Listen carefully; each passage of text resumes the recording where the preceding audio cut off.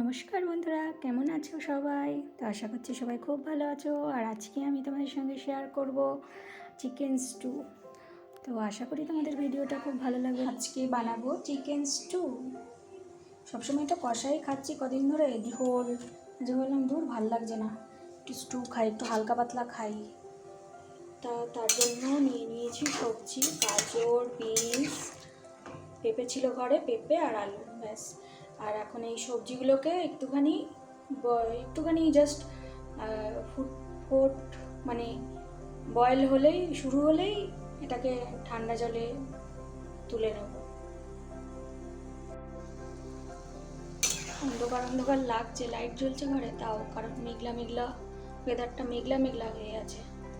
রোদ দিচ্ছে আবার মেঘ দিচ্ছে, মেঘলা করছে, এই হচ্ছে। এই যে দেখো সবজিগুলো বলক এসে গেছে, ব্যাস। বেশি সেদ্ধ করবো না, তাহলে কালার, ব্যাস বলক এসে গেছে। এবার এই গ্যাসটা অফ করে দিয়ে এগুলো নামিয়ে নেব। আমি সবজিগুলোকে গরম জল থেকে তুলে নিয়ে আবার জলটা একবার ধুয়ে নিয়ে আবার ঠান্ডা জল দিয়ে রেখে দিয়েছি সবজিগুলো। এবার রান্না করা স্টার্ট করি। কড়াতে তেল দিয়ে দিয়েছি, আর এই যে মাংস নুন হলুদ মাখিয়ে রেখেছিলাম, এখন এইগুলোকে একটু ভেজে নেবো। বেশি কড়া করে ভাজবো না, একটু হালকা করেই ভাজবো।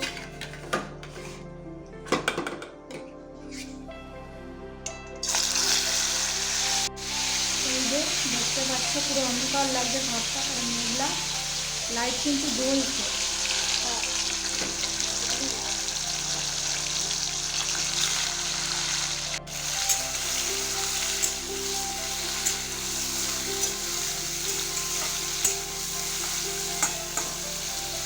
এগুলোকে ভেজে নিই, তারপর দেখাচ্ছি।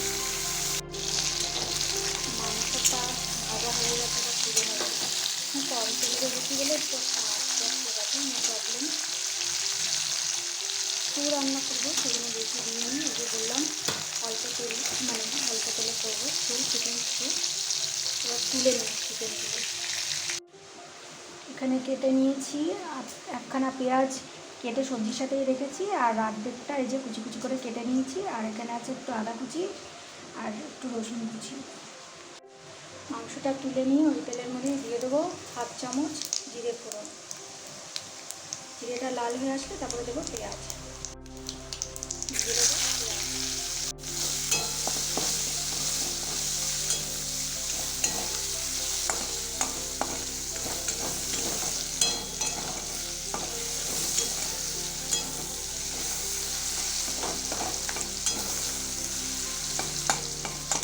এর মধ্যেই দিয়ে দেবো আদা কুচিটাও।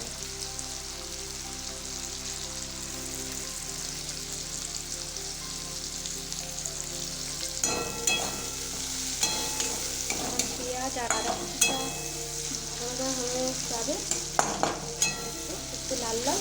তারপরে দেবো রসুনটা আগে দেবো। রসুন একটু বেশি আগে দিলে রসুন তাড়াতাড়ি ভাজা হয়ে যায়, তাহলে রসুন পুড়ে যাবে। সেই জন্য পেঁয়াজ আর আদাটা ফার্স্টে ভেজে নেবো, তারপর রসুনটা দেবো। গ্যাসটা অফ করে কি ভাজবো, আর এমনিতেই তো অল্প তেলে করছি। এগুলো যেহেতু একটু হালকা মতো লেগে রয়েছে, দেখতে পাচ্ছ। এটা তো আর হোটেল না, নিজেদের ঘরোয়া রান্না, তো সেইভাবেই আমি তোমাদের সঙ্গে শেয়ার করছি। সেই জন্য না করে দিলে আবার এগুলো একদম পড়ে যাবে। এখন কিন্তু পড়ে নি, শুধু একটু লেগে গেছিলো, এই যে আমি হসপিটালে মাংসটা দিয়েছি, সেই জন্য এটা অল্প আছেই, এটা ভেজে নেব। ভাজা হয়ে যাক তারপরে দেখাচ্ছি। দেখতে পাচ্ছ পেঁয়াজটা একটু গোল্ডেন গোল্ডেন হয়ে এসছে একদম। আবার পুরো লাল হওয়ার পরে একটু এরকম গোল্ডেন হয়ে আসবে পেঁয়াজ আর আদাটা, তখন দিয়ে দেবো রসুন কুচি।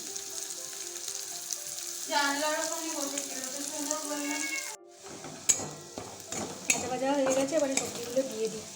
এর থেকে বেশি পোড়ানোর দরকার নেই, এর থেকে বেশি করতে গেলে ভাজতে গেলে পুড়েই যাবে।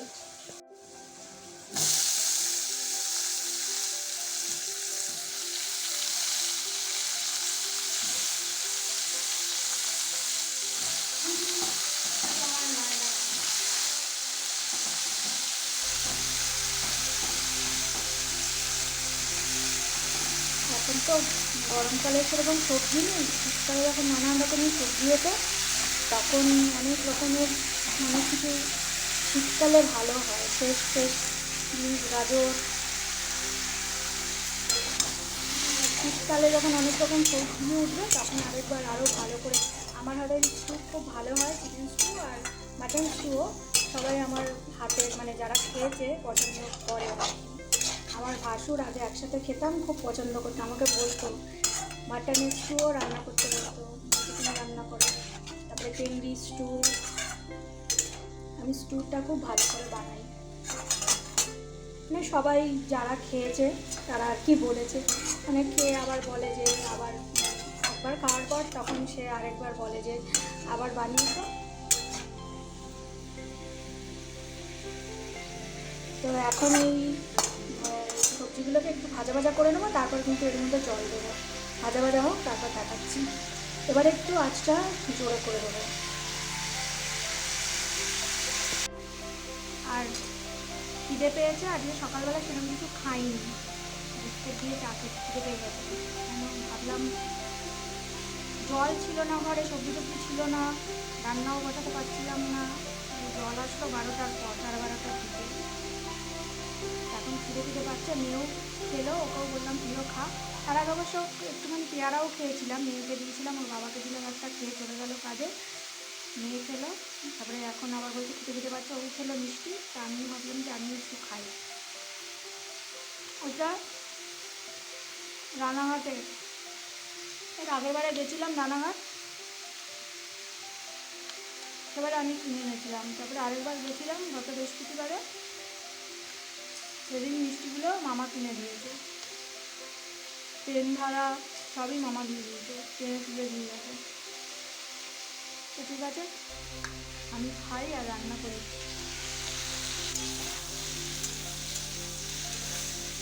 সবজিগুলো ভাজা ভাজা হয়ে গেছে, এবার এর মধ্যে আগে যে চিকেনগুলোকে ভেজে রেখেছিলাম সেগুলোকেও দিয়ে দিলাম, দিয়ে একটুখানি নেড়ে চেড়ে তারপরে দিয়ে দেবো জল। এইভাবে কিন্তু তোমরা অবশ্যই চিকেন স্টু রান্না করতে পারো, মানে যারা একদম তেল ঝাল মশলা খেতে পারো না তারা কিন্তু এইভাবে অবশ্যই স্টু বানিয়ে খেতে পারো, স্বাস্থ্যের পক্ষে ভালো, খেতেও ভালো লাগবে। তো এই দেখো জল দিয়ে দিলাম পরিমাণ মতো, স্টুতে সবসময় একটু বেশি করেই জল দিতে হয়, কারণ কি ফুটতে ফুটতে তো অনেকটাই শুকাবো। আর এই দেখো পরিমাণ মতো লবণ দিয়ে দিলাম, আর সেই জন্য একটু বেশি করেই জল দিতে হয়, কারণ ফুটে ফুটে তো মানে মোটামুটি আর্ধেক করে নেবো, যত ফুটবে তত কিন্তু স্টু খেতে টেস্ট হবে। তো এই দেখো আমি একদম যেহেতু ঝাল কোনো মশলাই দিইনি, তো এই দেখো লাস্টে দিয়ে দিলাম একটু একটা টমেটো আর একটু কয়েকটা কাঁচা লঙ্কা গোটা, একদম চিড়ে দিইনি কারণ আমার মেয়ে একদম ঝাল খায় না তাই।